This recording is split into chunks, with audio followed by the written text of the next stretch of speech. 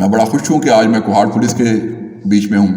Kohat police reason police मेरी अपनी police है। मुझे इस बात का यकीन है कि केपी पुलिस जो है इस वेव से जो रिसेंटली आई है बड़ी खुश असलूबी से नफरतमा होगी। मुझे इस बात पे एक शेडो ऑफ डाउट नहीं है, क्योंकि मुझे पता है कि यार वो जो शेर होते हैं ना, वो खामखा ऐसे एक शेर जो होता है ना, वो कितने भी आगे पीछे दूसरे किस्म के वो आ जाएं, उनकी धमकियों से गीदड़ भपकियों से मरूब नहीं होते।